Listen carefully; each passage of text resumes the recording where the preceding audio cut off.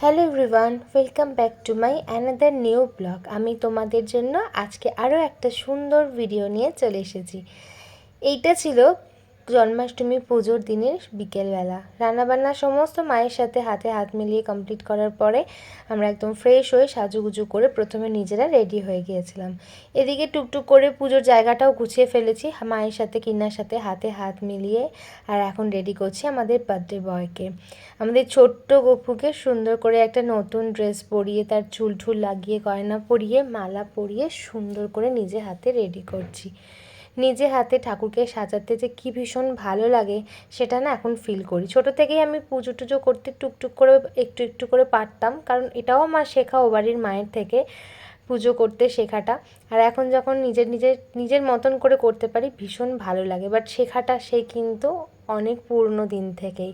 সেই মানুষগুলোর কথা যখন এই কাজগুলো করি না বারবার করে মনে পড়ে। বাট ওই যে কী করব বলো, সব মানুষ তো আর সারা জীবন থাকে না।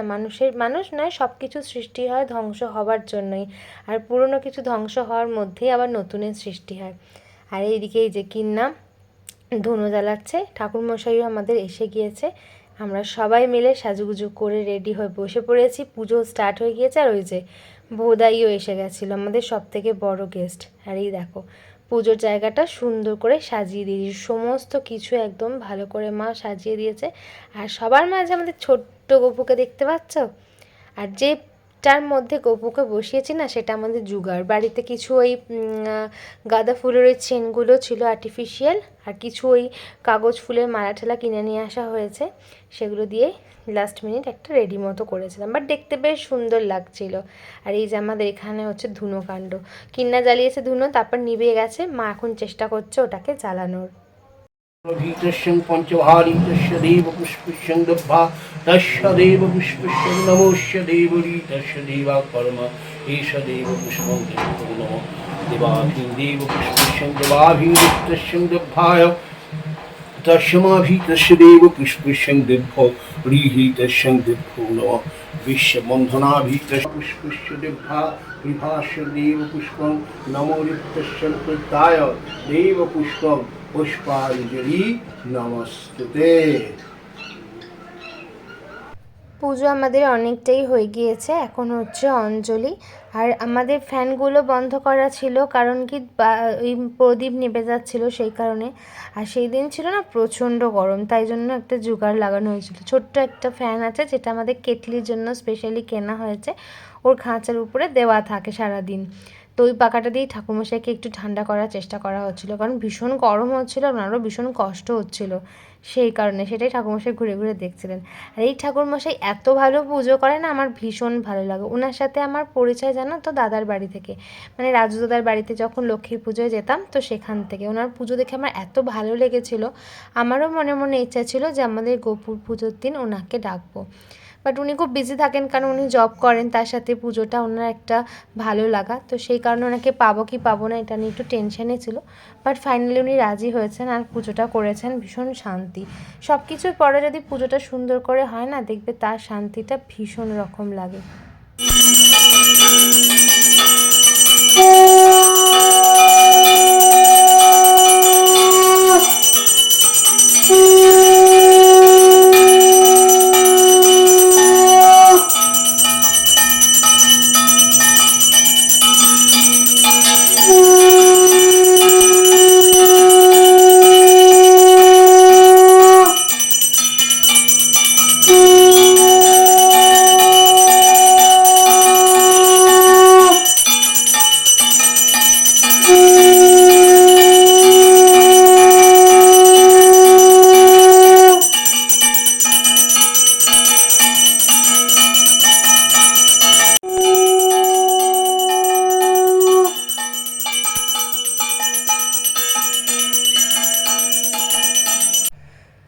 ধুনো আমাদের আবার নিভে গিয়েছিল, মানে সেভাবে ভালো করে জ্বলছিল না।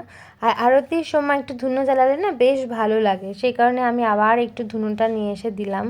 কারণ ধুনোর গন্ধ, প্রদীপের স্মেল, পুজো সব কিছু মিলেমিশে যে একটা সুন্দর অ্যাটমসফিয়ার ক্রিয়েট হয় না, যেটা বাড়িতে ভীষণভাবে পজিটিভ এনার্জি নিয়ে আসে, এটা আমার মনে হয়। সেটা কারণ না, ধুনোটা নিভে গিয়েছিল বলতে প্রচুর ধোঁয়া হয়ে যাচ্ছিল, সবারই কষ্ট হচ্ছিল কম বেশি, সেই কারণে ওটাকে বাইরে বের করে দেওয়া হয়েছিল। আর ভালো করে ধুনো টুনো দেওয়া হয়নি বলে তো ওটা যথারীতি বন্ধ হয়ে গেছিলো, নিভে গিয়েছিলো। ওটাকে আবার একটু দিয়ে দিলাম। আর আরতিটা দেখে না ভীষণ ভালো লাগছে, এই সময়টা ভীষণ ভালো লাগে। প্রদীপগুলো কি সুন্দর জ্বলে না, কি ভালো লাগে দেখতে।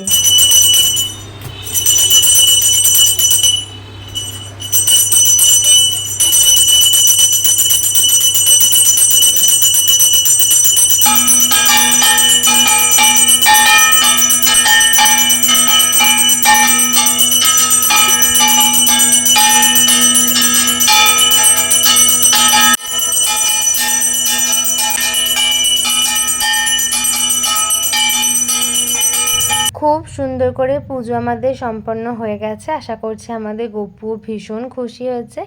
এবার চলো আমরা ছোট্ট করে একটু কেক কাটিং করে নিই। ওই যে বলেছিলাম আজকে কিন্নারও বার্থডে, তো সেটাও একটু ছোট্ট করে সেলিব্রেশন, ওই আর কি নিজেদের মধ্যে কেক কেটে একটু সেলিব্রেশন ছোট করে, এগুলোই ভালো লাগে। ফ্যামিলির সবার সাথে মিলেমিশে এই সময়গুলোই হচ্ছে সারা জীবনের একটা স্মৃতি। বার্থডে টু ইউ, এই বল তুই happy birthday to you, happy birthday dear কিন্না, হ্যাপি বার্থডে টু ইউ। এ মোদা এ মোদা গলায় জল নেই, আমার গলায় ফটোগ্রাফ অব্দি চলে গেল। বাতিটা নেবে রে, কেক গলে গেছে। ও আর মনটা আনন্দ করে তোমার কেকটা দিতে হেভি টেস্টিং ভিতর এটা পাওয়াই যায়।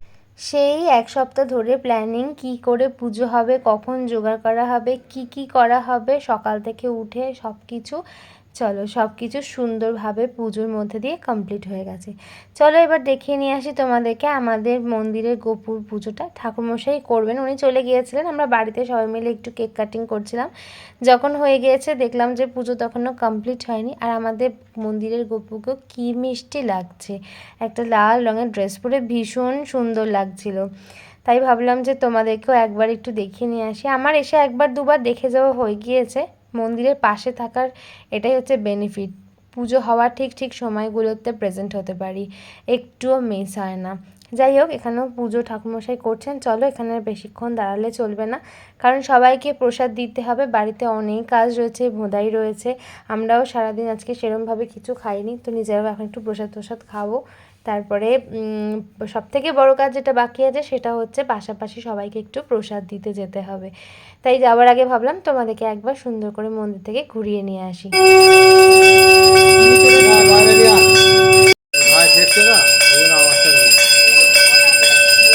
এই যে পুজো আমাদের কমপ্লিট হয়ে গেছে, আর মা এখানে এখন প্রসাদগুলো তুলছে, সব পাড়াতে পাশাপাশি বাড়িতে প্রসাদ দেওয়া হবে।